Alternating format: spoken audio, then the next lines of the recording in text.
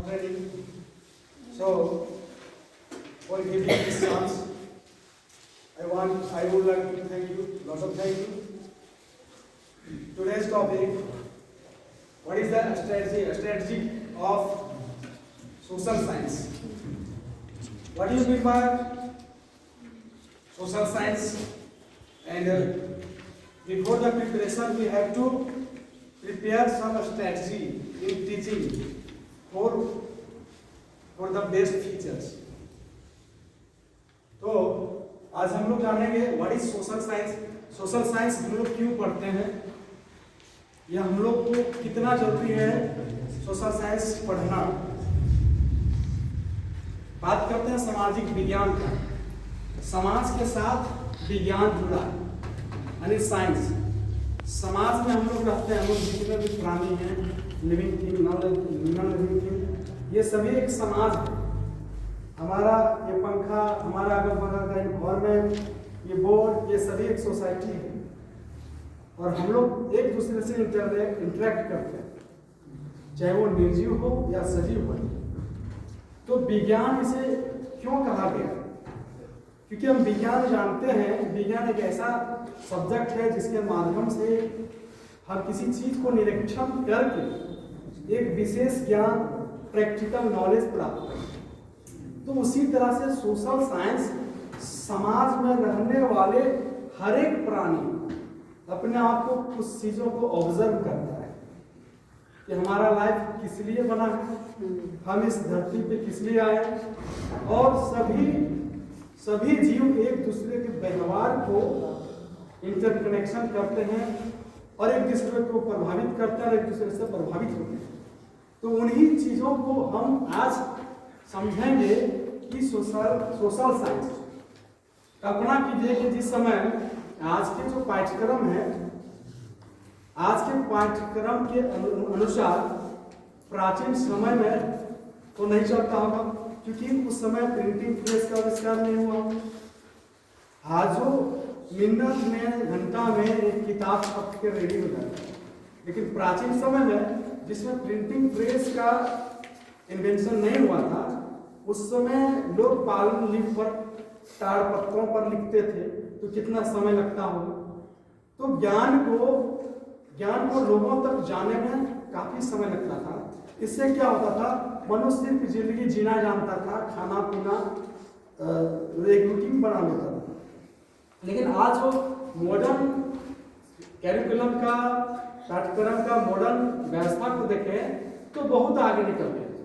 क्योंकि एक से एक माध्यम है जिनके माध्यम से हम लोग एक दूसरे के समाज या एक दूसरे के बारे में समझ सकते हैं, जान सकते हैं. तो सोशल साइंस को पढ़ना हमें क्यों जरूरी है? हर सब्जेक्ट का अपना अलग अलग योगदान होता है. जिस प्रकार से हमारे सेंस ऑर्गन 5, इनका अलग अलग काम.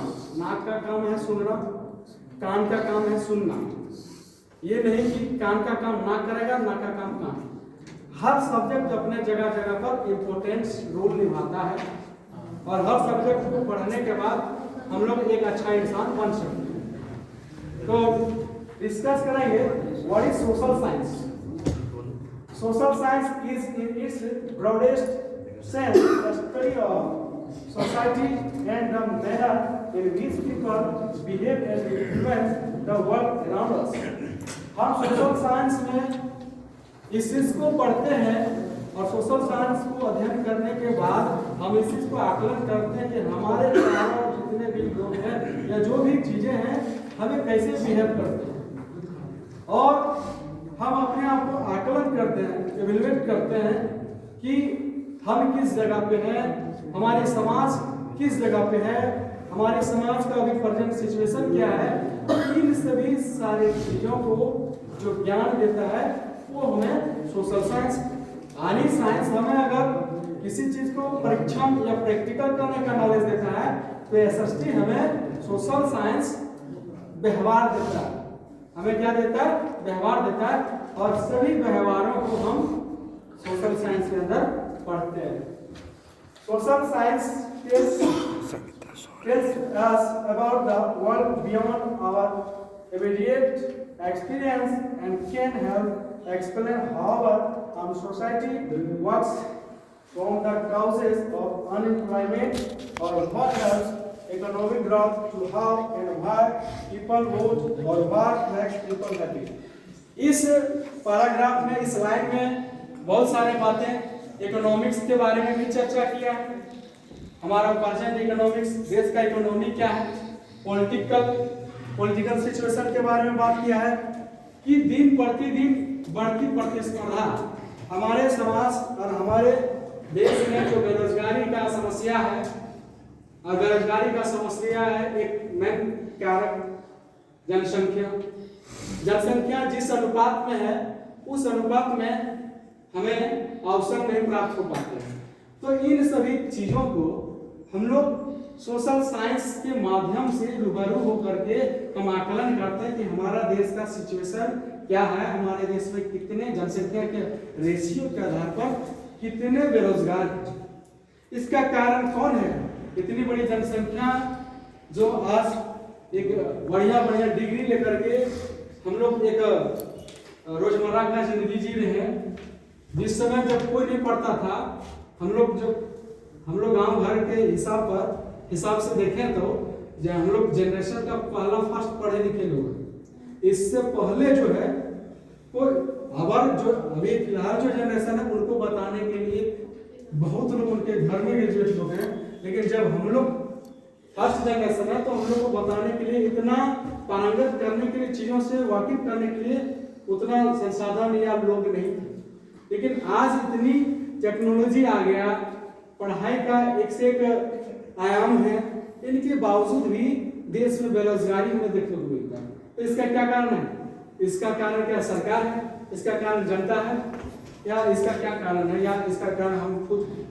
तो इन सभी चीजों को हमें जो बताता है, जिस विषय से हमें ज्ञान प्राप्त होता है, वो सोशल साइंस है। नेक्स्ट है, it provides vital information for government and policy makers, local authorities, non governmental organisation and others. और सोशल साइंस हमें और भी चीजों को बताते हैं, जैसे हम लोग कुछ ऑर्गेनाइज सेक्टर में काम करते हैं, कुछ अनऑर्गेनाइज सेक्टर में। ऑर्गेनाइज सेक्टर में लोग जो काम करते हैं अपने आप को सिक्योर महसूस करते हैं। हालांकि ये कोई सेक्टर ऐसे भी हैं जो ऑर्गेनाइज सेक्टर की अपेक्षा ज्यादा बेटर सैलरी हो सकता है बेटर, लेकिन सिक्योर फील नहीं करते। और ऑर्गेनाइज सेक्टर में भी हम लोग टीचिंग का काम करते हैं, ऑर्गेनाइज सेक्टर में भी लोग टीचिंग का काम करते हैं। हम भी वही पढ़ाते हैं जो ऑर्गेनाइज सेक्टर के लोग पढ़ाते हैं, लेकिन हमें संतुष्टि नहीं होता है। इसका क्या कारण हो सकता है? पैसा।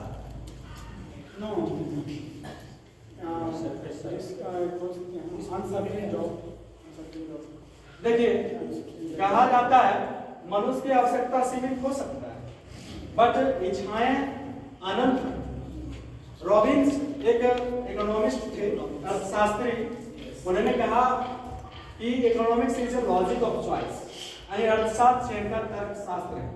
उसके आधार पर एक एग्जांपल देते हुए कहा कि अगर हमारे पास 5 रुपया है, और हमें प्यास भी लगी है और उसी 5 रुपया से हमें पेन खरीदना है, तो हमें पहला प्रायोरिटी किसको देना है? अपनी प्यास बुझाने की या पेन खरीदने की? जरूरत दोनों है, तो पहला प्रायोरिटी हम किसको देंगे?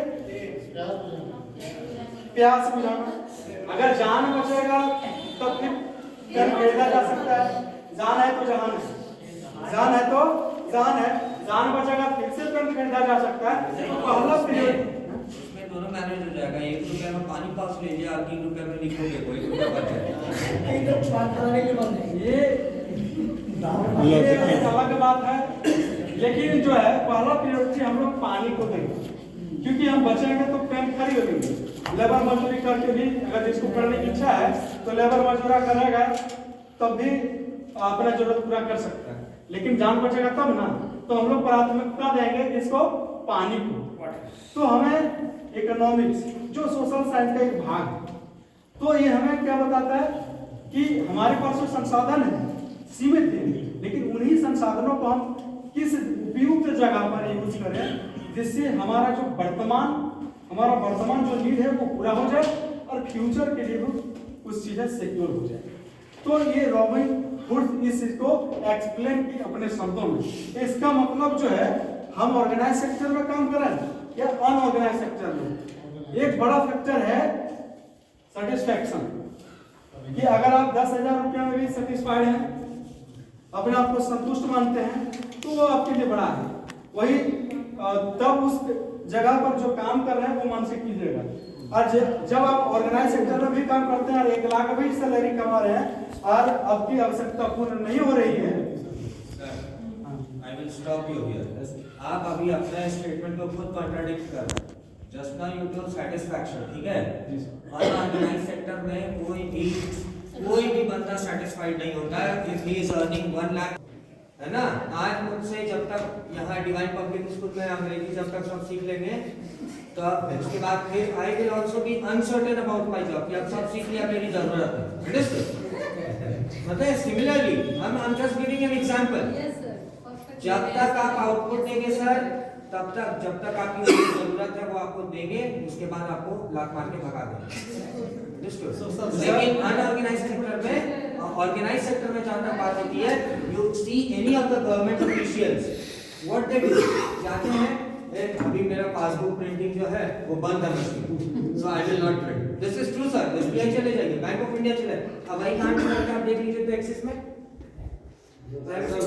सर बात जैसे कि हम कह सकते हैं हम लोग का जीवन, जैसे आज से 10 साल पहले और अभी भी वो पेन देखे होंगे, एक पेन का नाम था अभी भी है।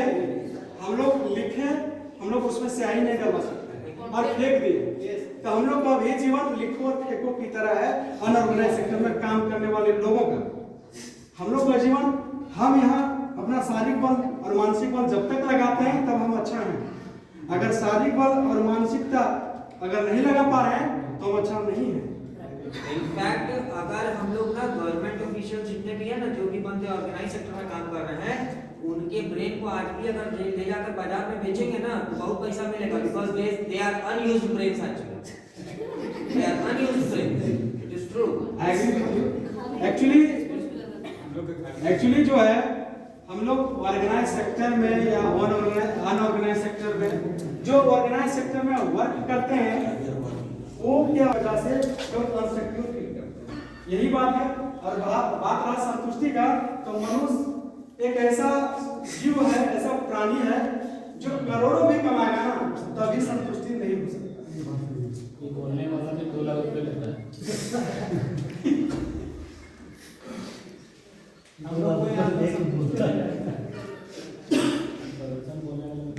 नेक्स्ट है John you Michaelis, the study of man and his interaction with his social and physical environment in the past, present and emerging future. यानी ये एक साइंटिस्ट है जिसको मनोवैज्ञानिक बोल सकते हैं, जॉन यू माइकलिस।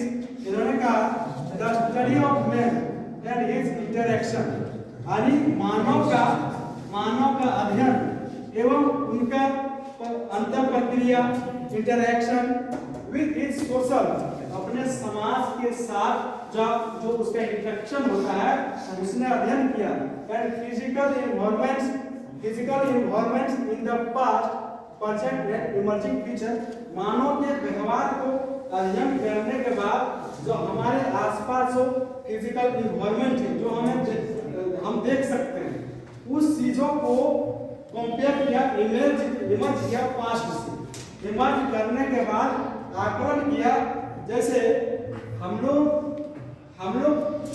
जो मानव है इस धरती पे कितने आएंगे कितने जाएंगे, लेकिन हमारा जो फिजिकल इन्वायरमेंट है वही रहेगा।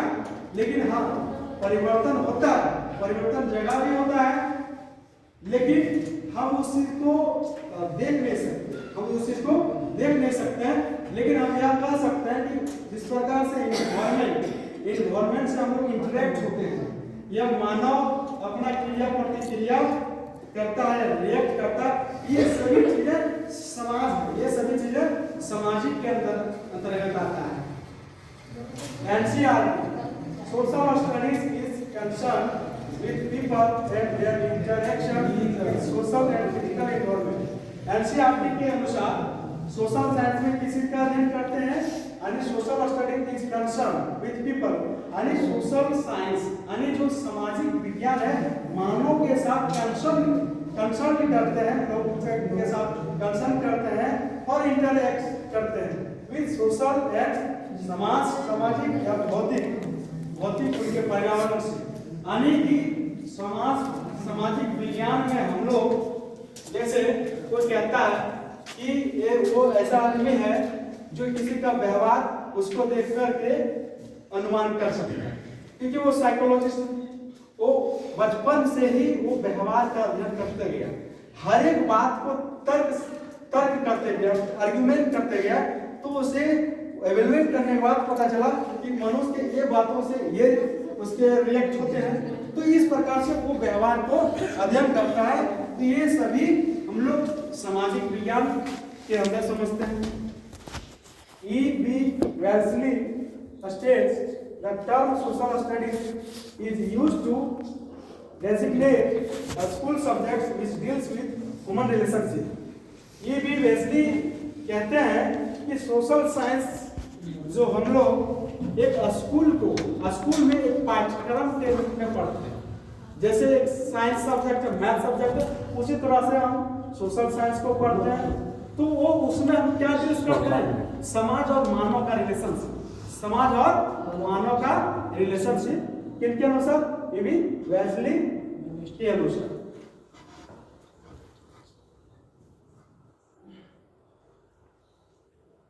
इंटीग्रेटेड अप्रोच और साथ साथ इनका मेन सोशल साइंस का मेन फीचर क्या है, integrated approach, study of human relations, study of human life, advance studies of human society, study of man-made institutions, social studies stress more on contemporary human life and its problems than the past history of man। Social studies aims at enabling students to adjust to their socio-cultural environment which includes family, community, state, nation, at large the entire community।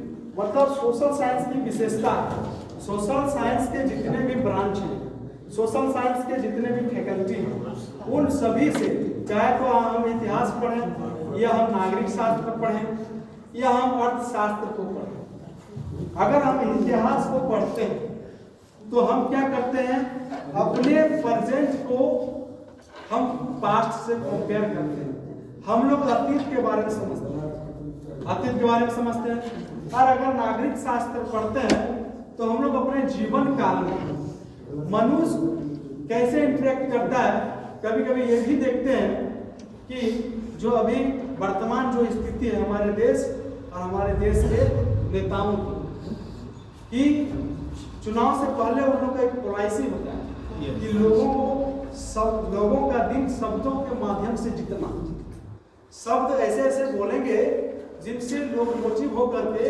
बोलेंगे कि यही नेता हमारे देश को आगे ले जाएगा, लेकिन चुनाव जीतने के बाद वो नेता फिर शब्द को बदल देता है। ये भी काम चल रहा है, प्रोसेस में है, वो काम वो होगा, आपको फायदा मिलेगा। तो ये सभी चीजें हम लोग क्या करते हैं, अपने आसपास के एनवायरमेंट, हम अपने सोसाइटी, देश एवं अन्य राष्ट्रों के साथ हम लोग इंटरेक्ट हो पाते हैं, तो ये हमें सोशल साइंस देता है। सोशल साइंस अगर ना पढ़ें, इसको हम इग्नोर करें, तो हो सकता है अगर सिर्फ साइंस पढ़ेंगे तो सिर्फ रिएक्टेंट ही जानेंगे, लेकिन सोशल साइंस पढ़ेंगे तो अपना गांव समाज से लेकर के देश विदेश हर जगह की कल्चर सोसाइटी को जानेंगे। जैसे क्या होता है कि अभी हम लोग ग्राम में रहते हैं, हमारा समाज इतना विकास नहीं हुआ है, उस स्तर पर विकास नहीं हो पाया। अगर इस एरिया के कुछ लोग अगर मुंबई महाराष्ट्र चल जाए, वहाँ पे लोग वेस्टर्न कल्चर को ज़्यादा फॉलो करते हैं, और उस कल्चर से कोई महिला यहाँ से गई है रहने, 50 साल की महिला वहाँ के सोसाइटी में ढल गई, वहाँ के लोग जींस पहनती है तो वही जींस पहन और वही चीज को आकर के अगर इस गांव समाज में जींस पहनकर घूमेगी तो हमारा सोसाइटी इस चीज को कुछ कहेगी तो नहीं, लेकिन ताना जरूर मारेगी, क्योंकि हमारा समाज अभी तक विकास उतना नहीं किया। वो बोलेगी फलना का पुतैया। सोशल साइंस का तो इल इफेक्ट हो गया ना ये। हाँ, तो वही मतलब ये सारा जो चीजें हैं, ये सारा चीजें जो हम लोग जो कंपेयर करते हैं सोसाइटी को, तो मेरा कहने का मतलब कि हम समाज से ही सीखते हैं, सोशल साइंस से ही सीखते हैं। समाज से हम क्या सीखते? सोशल साइंस से सीखते हैं। Sir, I have actually, if you are studied about the area of social cultural involvement, actually, you know, you are the assistant teachers and you have lots of knowledge, but what are the differences between socialist and capitalist in the society and different kinds of society? One is another. Socialist and capitalist. No, socialist and capitalist you can say, and socialism and capitalism. पूंजीवादी, Samajwadi. Capitalist, Samajwadi. Samajwadi क्या होता है कि कुछ चीजें जो होता है कॉमन होता है, कुछ चीजें जो होता है कॉमन होता है, और कुछ चीजें जो होता है पर्सनल होता है। तो अगर हम समाजवादी विचारधारा का बात करें तो जो मुद्दा होगा, चाहे वो डेवलपमेंट का मुद्दा हो, चाहे किसी संस्था का डेवलपमेंट का हो, तो उसका सार्वजनिक हित को देखकर वो उसमें सार्वजनिक हित जुड़ा हो तो समाजवादी का विचार होगा। और कैपिटलिस्ट पूंजीपति मतलब कि एक समय था जो सोसाइटी, अगर हम बात करें इतिहास का, यूरोपियन सोसाइटी का, तो उसमें जो था कि लोग उसी पर तो संघर्ष किए, पूंजीपति को लेकर संघर्ष किए कि कोई एक व्यक्ति किसी उद्योग या किसी कल कारखाने का मालिक होता था और सारा प्रॉपर्टी का हक किसी एक खास निजी व्यक्ति में होता था। तो उसके लिए संघर्ष चला। संघर्ष इस बात की कि वो जो प्रॉपर्टी है वो कॉमन कर दिया जाए, वो कॉमन कर दिया जाए। अगर कैपिटलिस्ट का भावना समाज में हो तो गरीब और अमीर के बीच जो गैप है ये बहुत बड़ा गैप बन जाए। तो कैपिटलिस्ट का विचारधारा किसी एक निजी व्यक्ति, किसी उद्योगपति इत्यादि से जुड़ा है, लेकिन समाजवादी का मतलब पूरे समाज के हित को देखते हुए। Sir, I have also wondered. So, can you say to the related of socialism to the related of nationalism, yes or no? Nationalism, Socialism to the related of nationalism, yes or no? According to me, because when I studied to the history, the life of Vladimir Lenin in the Russian society, so Vladimir Lenin set up socialism, but he did not want to accept, he never want to accept the nationalism, because he always, we can say, killed all the local nationalists, but support the nationalism. So can you explain socialism to the related of nationalism? Yes, sir. Nationalism और socialism, Vladimir Lenin socialism के ये लोगों को हित चाहते हैं। जैसे जो लोग पूंजीपतियों के अधीन जो वर्कर थे वो शोषण करते थे, ये अपने मित्र संबंधियों को ही ज्यादा प्रिफर करते थे, काम के हिसाब से वेजेस भी देते थे और उन्हें हर तरह का छूट मिलता था, लेकिन लोगों की भी चिंता दिखाई देता था। अगर हम 15 घंटा काम कर रहे हैं तो उस हिसाब से हमें वेजेस नहीं प्राप्त होगा, तो हम उस काम से भी ना संतुष्ट हैं, ना उस मालिक से संतुष्ट हैं। तो इसके लिए व्लादिमीर लेनिन का विचार था कि हम क्यों ना जो किसी एक व्यक्ति के हाथों में किसी प्रॉपर्टी का, एक बड़ा सा प्रॉपर्टी का जो स्वामित्व है वो हम सामाजिक क्यों ना कर दें, और सामाजिक कर देने से क्या होगा, लोगों को ये फील होगा कि हम लोग के बीच कोई पूंजीपति या कोई हम पर शोषण करने वाला नहीं है। इससे क्या होगा, काम अच्छा होगा, प्रोडक्ट भी अच्छा होगा और लोगों का वेजेस भी अच्छा प्राप्त होगा, अपने सेटिस्फाइड होंगे और काम का दर भी घट जाएगा। लेकिन आपका सवाल ये है कि व्लादिमीर लेनिन जो है नेशनलिज्म, जो राष्ट्रवादी लोग हैं उनके विचार से सहमत नहीं थे। तो जो नेशनलिज्म है, तो नेशनलिज्म का शाब्दिक अर्थ होता है किसी भौगोलिक सीमा क्षेत्र के अंतर्गत रहने वाले लोगों का वह समूह जिनमें एकता की भावना, same goal within a certain geographic boundary, all people lives with a sense of unity is a understand nationalism। जैसे कि हमारा जो भारत का सीमा है, उस सीमा के अंदर जितने लोग रह रहे हैं, चाहे किसी भी जाति, किसी भी धर्म का, उनका एक मकसद होता है राष्ट्र। राष्ट्र का विकास तो हम लोग का विकास, राष्ट्र की आजादी तो हम लोग का आजादी, व्यक्तिगत आजादी। तो वैसे लोग ये चाहेंगे, राष्ट्रवादी जो होते हैं, देशभक्ति की भावना, उन लोग ये चाहेंगे कि हम जो करें, जो लाइफ में अचीव करें, हम अपने बलबूते और खुद उसमें सेटिस्फाइड ऐसा लगे, ऐसे में होने के बाद कि हम सेटिस्फाइड हैं, हम अपने मेहनत से प्राप्त किए। किसी का ये नहीं चाहता कि हम किसी के भरोसे हम अपना लाइफ जिए।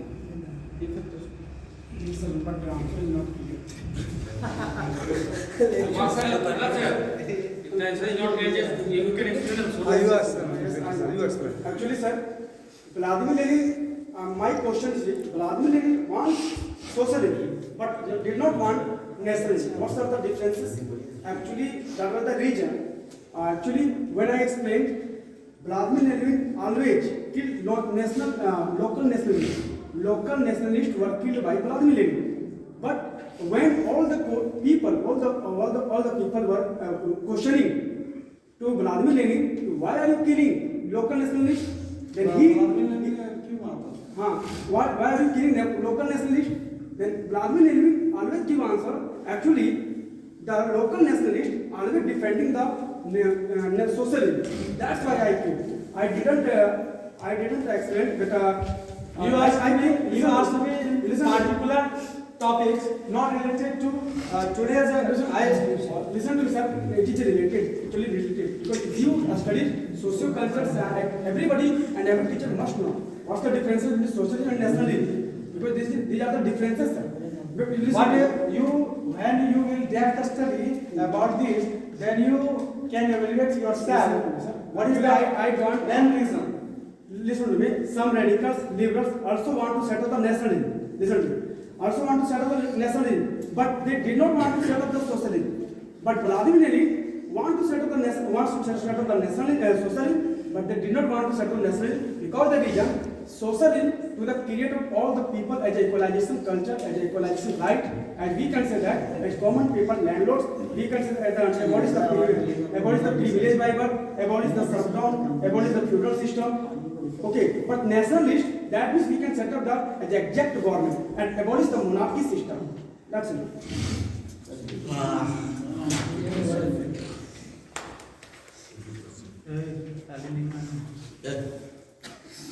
Historical background. Social science का historical background. The widespread use of social study started in America since 1960. Social science के बारे में हम अगर डेप्थ जानना शुरू किए, आज ये महसूस हुआ कि सोशल साइंस को एक विषय वस्तु के तौर पर रखा जाए, तो अमेरिका से 1916 से शुरू हुआ। यहाँ इसका report given by committee on the social studies of the national education commission on the reorganisation of secondary education and a report given by committee on the social studies of the national education commission। यानी कि ये commission के द्वारा एक report तैयार किया गया जिसके तहत रीऑर्गेनाइजेशन ऑफ सेकेंडरी एजुकेशन की पुनः ऑर्गेनाइज किया जाए सेकेंडरी एजुकेशन को। National council form in 1921 for detail study. इसके लिए 1921 ईस्वी को नेशनल काउंसिल का निर्माण हुआ। Social studies commission was form in 1934 और सोशल स्टडीज आयोग को 1934 ईस्वी में गठित किया गया। It use in India can be traced back to the formations of Gandhi's basis education in 1937. Its use in India can be traced back to the professors of Gandhi's basic जो गांधी जी का basic education का जो सिद्धांत था 1937 ईस्वी से भारत में अमल होना शुरू हुआ। Social studies is a single and composite instructional area which draws its contents का जितने भी फैकल्टीज हैं, इकोनॉमिक्स है, ज्योग्राफी है, पॉलिटिकल साइंस है, ये सभी सोशल साइंस की फैकल्टी हैं, इनमें शामिल किया गया। स्कोप, हर विषय का अपना अपना स्कोप होता है। जितने भी सब्जेक्ट हैं, चाहे साइंस हो या मैथ है, हर विषय का अपना स्कोप होता है। The scope of social studies is very vast and wide as wide as the world itself and as lengthy as the history of man. अगर मानव इतिहास का प्रारंभ से देखा जाए तो सोशल साइंस का स्कोप, सोशल साइंस का क्षेत्र एक वास्ट स्कोप रहा है, बड़ा, इसका एक बड़ा दायरा है, बड़ा क्षेत्र है। सोशल साइंस एक संकीर्ण विषय नहीं है। कोई भी सब्जेक्ट अपने जगह पर संकीर्ण नहीं है, डिपेंड करता है कि हम उसको किस तरह से अमल करते हैं, कितना गंभीरता से लेते हैं। According to McLeish, the breadth of social studies program should provide for a variety of experiences so that the child's learning will be well rounded and well balanced. यानी कि सोशल स्टडीज जो प्रोग्राम है विभिन्न तरह के अनुभव को हमें बताता है कि बच्चों को हम, जैसे सोशल साइंस हम लोग पढ़ते हैं, पढ़ाते हैं, हम लोग छात्र अध्यापक हैं। छात्र मतलब सीखना, अध्यापक मतलब सिखाना। हम लोग जिसके जीवन में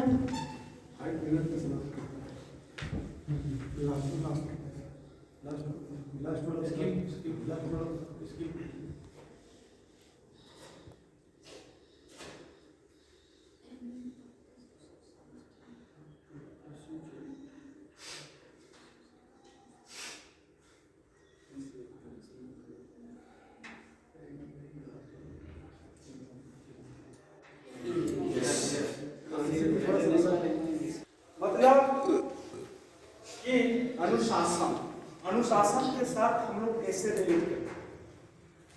अनुशासन जिनके जीवन में ना हो उनका जीवन कहा जाता है कि निरर्थक, कोई अर्थ नहीं होता, पशु के समान होता है। डिसिप्लिन हर जगह हमें जरूरत होती है, चाहे तो डिसिप्लिन छात्र हो या एक नागरिक हो, चाहे आप जिस स्थान में, जिस जगह में, जिस क्षेत्र में है, डिसिप्लिन के बिना कुछ भी संभव नहीं हो सकता। अगर डिसिप्लिन आप खाने पीने में भी नहीं रखते हैं तो लूज मोशन का शिकार हो सकता है या बहुत सारा कमर बीमारी हो सकता है। तो डिसिप्लिन हर जगह चाहिए, पढ़ने खाने से लेकर के हर क्षेत्र में डिसिप्लिन की एक बहुत बड़ा एरिया है।